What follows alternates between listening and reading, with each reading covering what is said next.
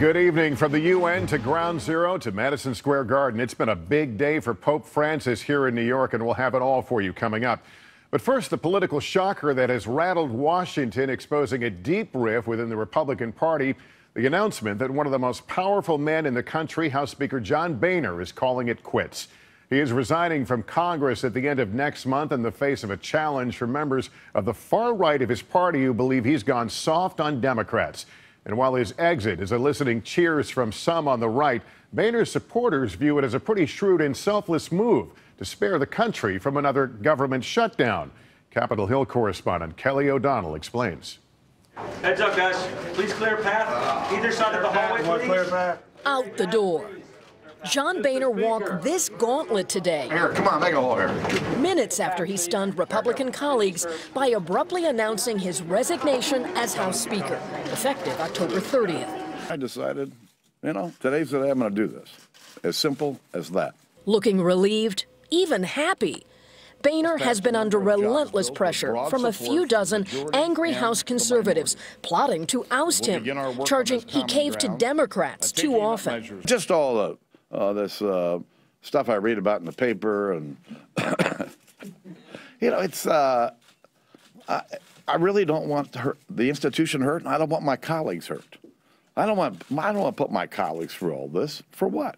Today, those Republican adversaries did not gloat. The Speaker made a very humble and class move today. But grassroots conservatives at a Washington conference claimed victory when they heard the news. Speaker Boehner announced that he will be resigning. Boehner's resignation frees him politically. Advisors say he will prevent a looming shutdown next week by working with Democrats to fund the government with money for Planned Parenthood that conservatives wanted to block over abortion. Boehner's exit comes one day after he made history. The devoutly Catholic son of an Ohio barkeeper tried for 20 years to bring a pope to Congress.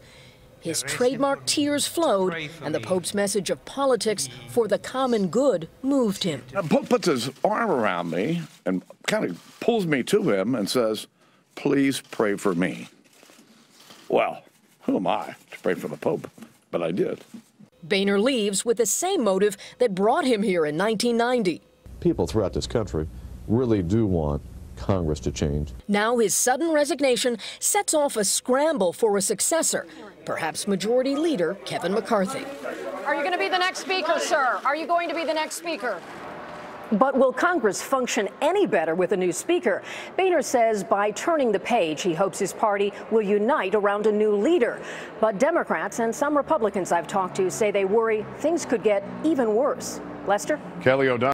Hey, NBC News fans, thanks for checking out our YouTube channel. Subscribe by clicking on that button down here, and then click on any of the videos over here to watch the latest interviews, show highlights, and digital exclusives. Thanks for watching.